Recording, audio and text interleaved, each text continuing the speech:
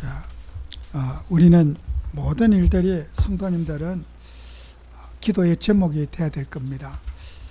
우리가 뭘 보고 느낀 것은 기도 속으로 가지고 가셔야 돼요.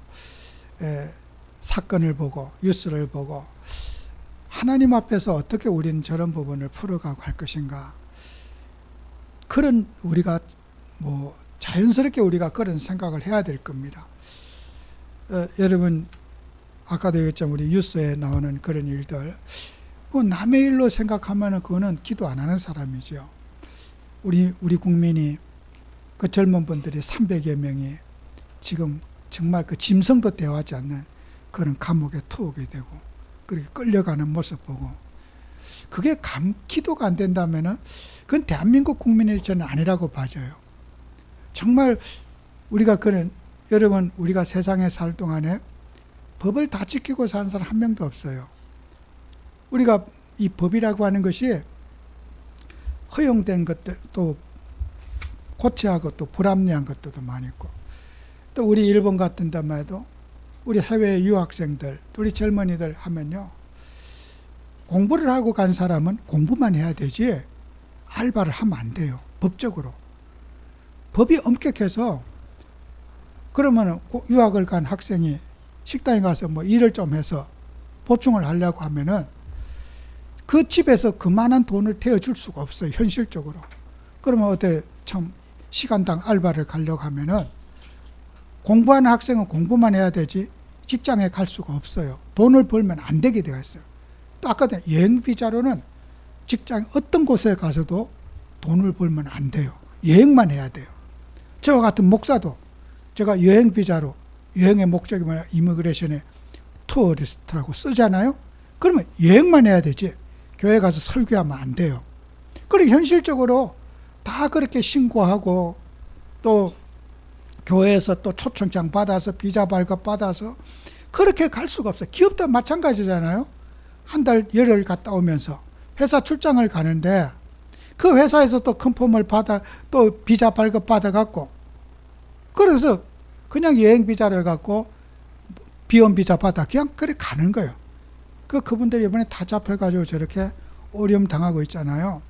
그러면 일본 같은 데도 어린 학생들이 학비가 없어서 그래 알바를 좀 하려고 하면은 또 이제 그것도 안 할 수가 없잖아요. 먹고 살아야 되니까. 그러면 그 가슴, 우리가 권리가 있지만 일본인들이 함부로 대해도 말도 못해요. 일을 시키고 돈을 안 줘도 돈 달라 소리를 못 한다니까. 왜요? 약점이 이제 있기 때문에. 물론 그런 학생들이 일하면 어떤 때는 약속보다 조금씩 더 준대요. 일본 사람들이.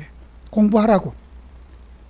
근데 어떤 또 악한 사람들은 아예 그만 돈을 싹 안 줘버린대. 신고해라 이거지. 우리는 이제 니들이 더 손해다 이거지요. 이런 현실적인 제가 상담을 하고 하면서 어려움 당하는 아이들이, 젊은이들이 얼마나 많은지 몰라요. 여러분, 우리가 현실에 이런 안타까운 일들, 그래서 우리 또 어떤 직장을 외국인이 갈 때는 반드시 또 일본 같은 데는 일본인 보증인 2명을 또 세워야 돼요. 만약에 어떤 사고를 치거나 문제 치면 책임질 스폰서를 또 찾아서 또 그렇게 알바도 갈 수가 있는 거예요. 그러니 죄도 안 졌는데 죄인처럼 살아야 되고, 경찰만 보면은 가슴이 두근거리고, 그 느낌, 그 심정 여러분 안 겪어본 사람 몰라요. 죄도 안 졌어요.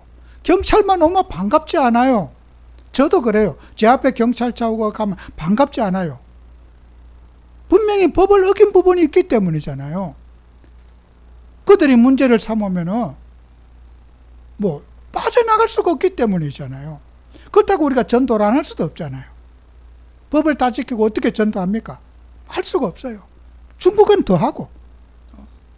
그 비즈니스 비자 발급받을 때 우리 어떤 가짜 회사, 유령 회사하고 여행사 조인해갖고 비즈니스 발급 받아 제가 들어가잖아요. 그 비자 발급비 넣어도 10여만 원 들어요. 항공료 들어요. 그것도 단수뿐이 안 돼요. 한 번 들어가는데. 이렇게 우리가 사회에서 법과 제도를 우리가 다 지킬 수 없는 조건 속에 우리가 살아가는 거예요. 여러분 성령인도 받으셔야 됩니다. 따지지 마세요.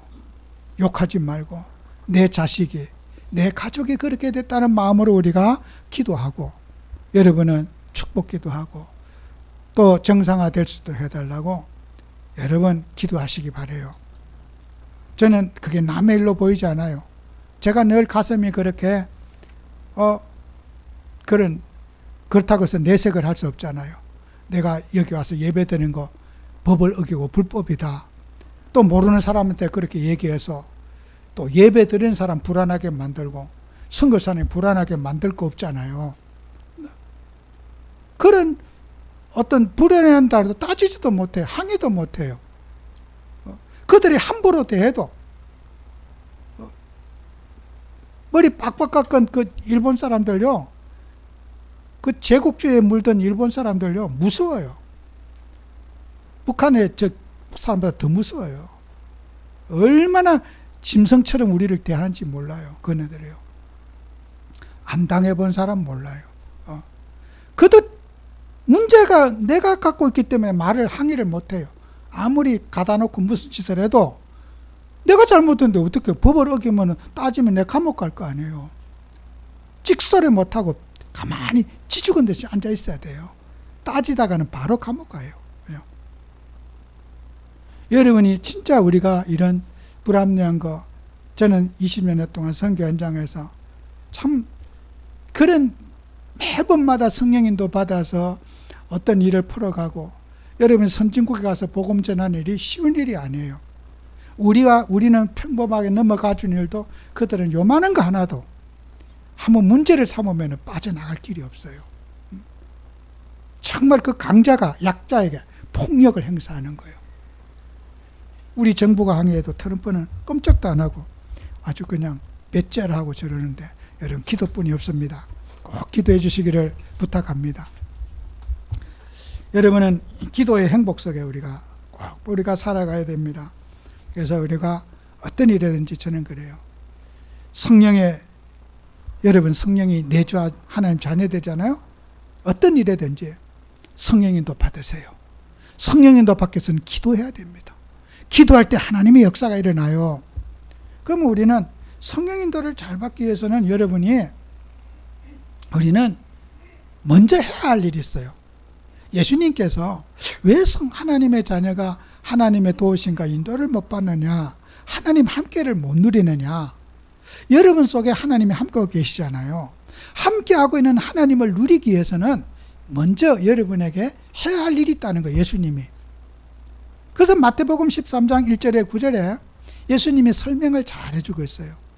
왜 하나님이 우리와 함께하는데 함께하는 사실이 누려지지 않느냐 하는 거예요. 여러분이 예수님을 영접하는 순간에 우리 속에 주님이 함께하고 계시잖아요. 누구나 알고 있는 거잖아요. 왜 나는 하나님이 함께하고 있는 사실이 누려지지 않느냐는 거예요. 그걸 예수님께서 마태복음 13장에 비유로 말씀하시는 거예요. 씨 뿌리는 비유를. 농부가 씨를 뿌리는데 어떤 씨는 길가에 떨어져서 새가 와서 주워 먹었고, 어떤 씨는 뿌렸는데 밑에는 돌인데 위에 흙이 살짝 들어, 흙이 얇아가지고 싹이 쉽게 나오지만은 해가 뜨니까 바짝 말라 죽어버리고,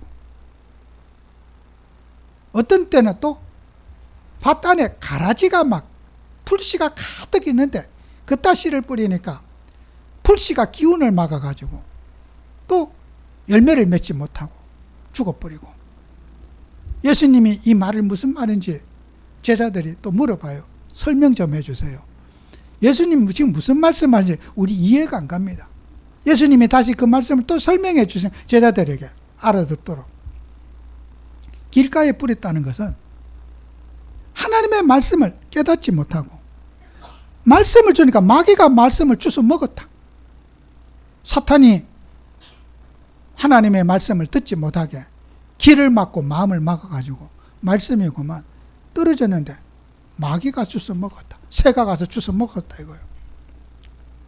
여러분 교회 와서 말씀 못 듣는 사람 많습니다. 마귀가 말씀을 다 주워 먹어버려요. 못 들어요. 듣기는 들어도 듣지 못하고, 보기는 봐도 보지 못하는 장님과 기머거리가 그렇게 많은 거예요. 우리가 세상의 모든 염려와 재리가 꽉 차 있으면은 말씀이 귀에 들리지 않는 거예요.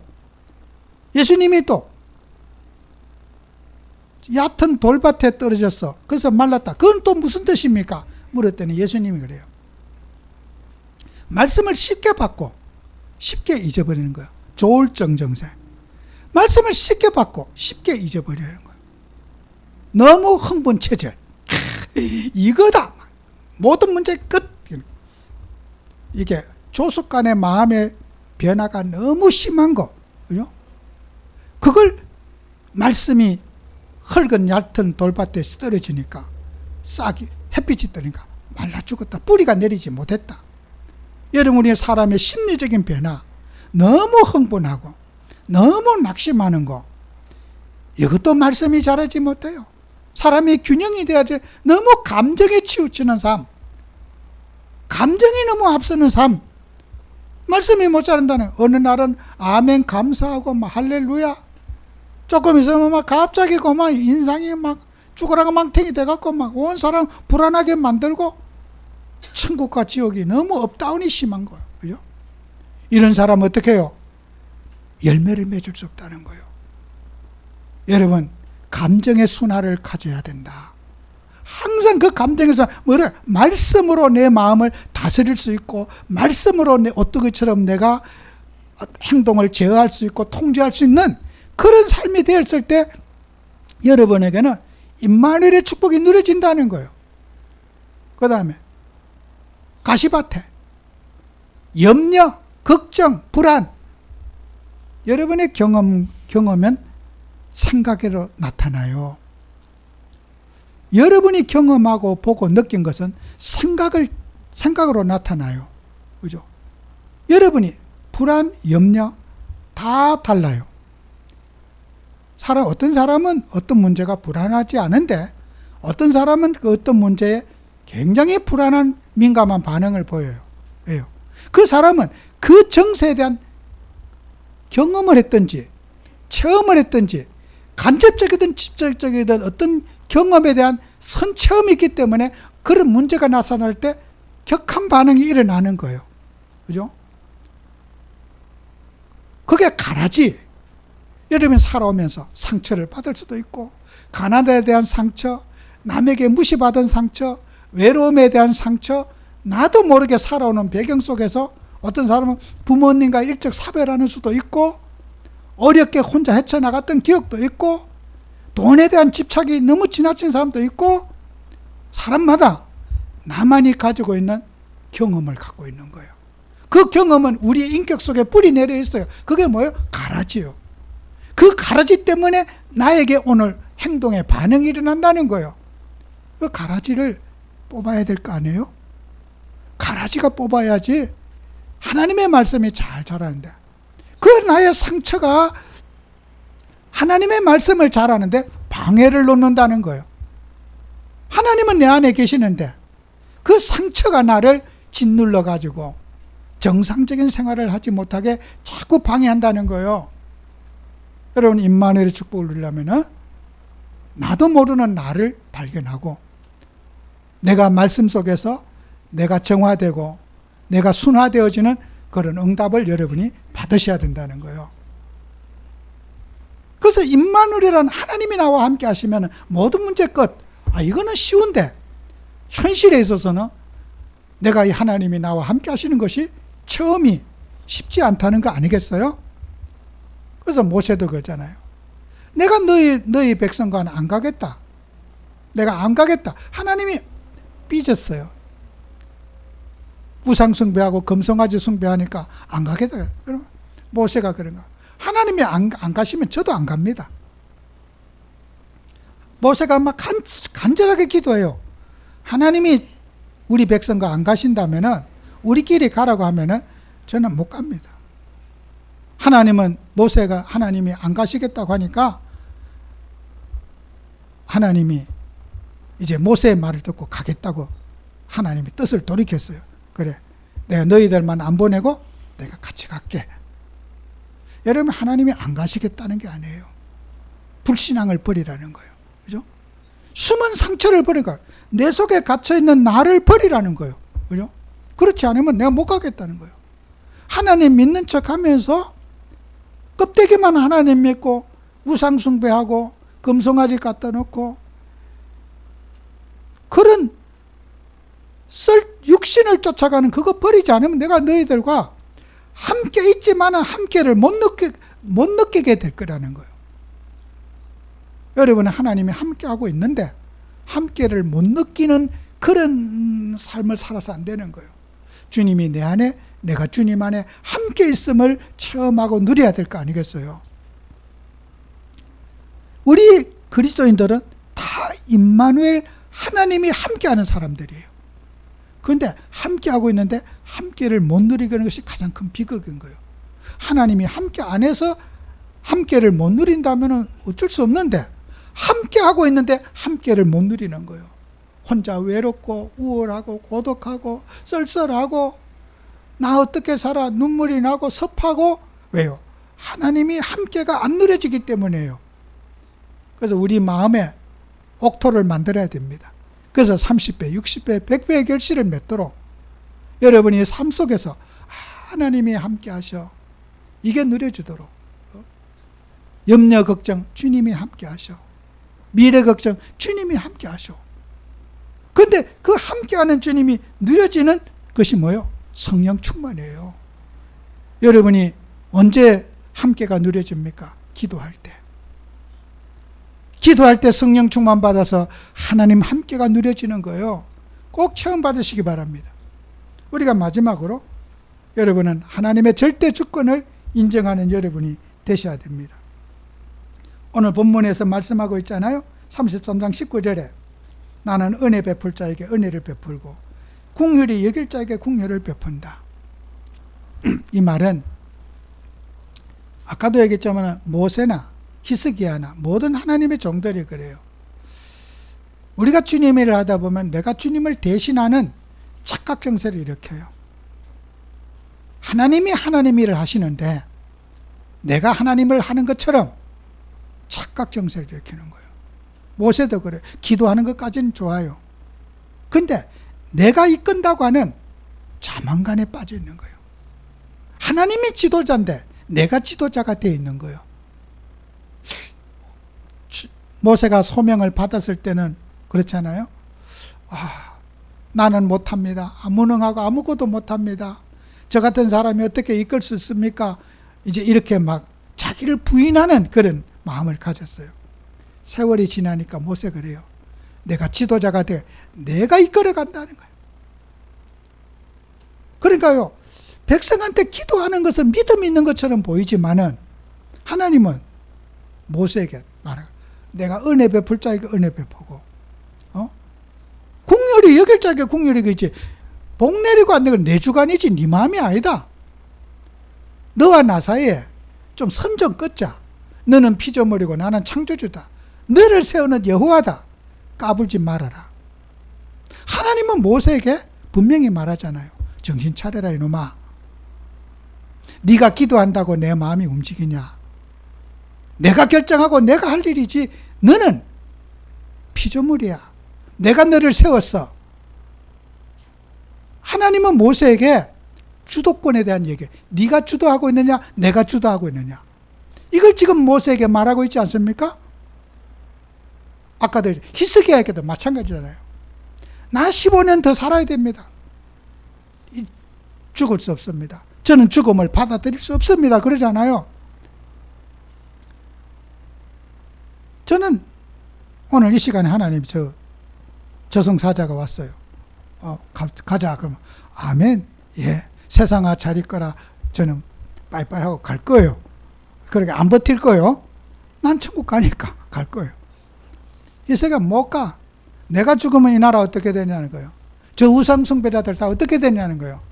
그래도 내가 있어야지 이 나라를 좀 하나님 보시기에 아름다운 나라 만들지 않겠냐는 거예요. 모세도 마찬가지예요.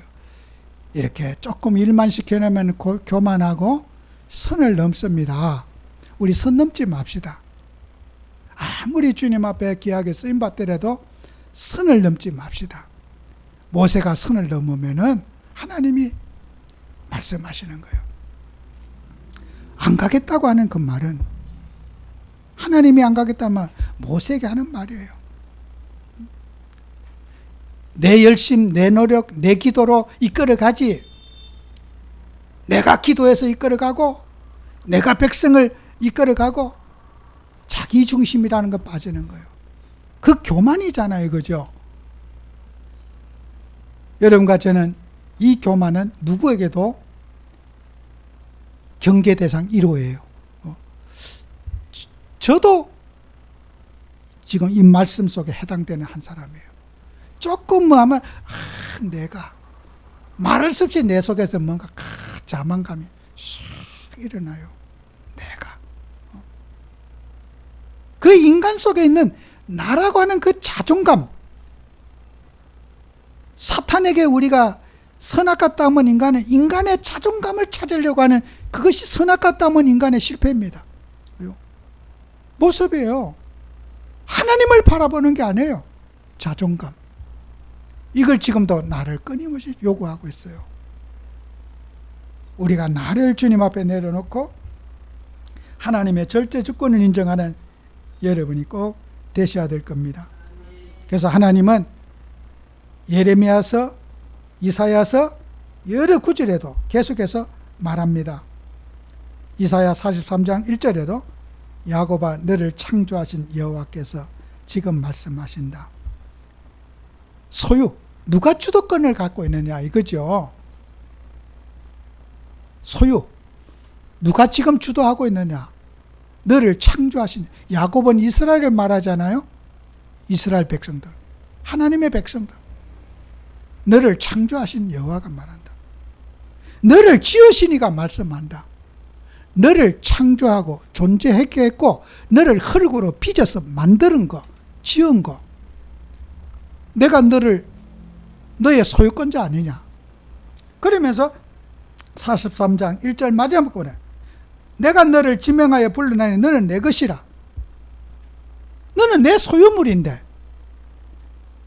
내가 짓고 너를 존재케 했는데 뭘 지금 원망하고 망했다 살았다 지금 그러느냐. 내 소유 안에 있다. 이것을 선지자를 통해서 하나님의 백성에게 반복해서 이사야서, 예레미야서 수없는 구절 속에 하나님의 절대 주권을 말하고 있어요. 우리는 하나님의 절대 주권을 믿는 믿음을 가지셔야 되는 거예요. 우리 인생이 선택이라는 없어요. 주님의 선택이 있어요. 주님의 방법만 있을 뿐이에요.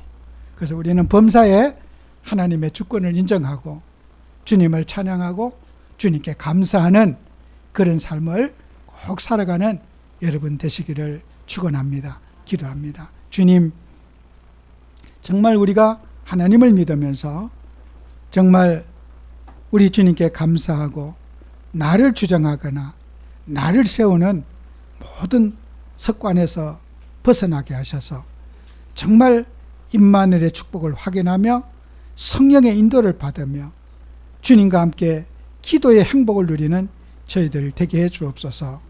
예수님의 이름으로 기도합니다. 아멘.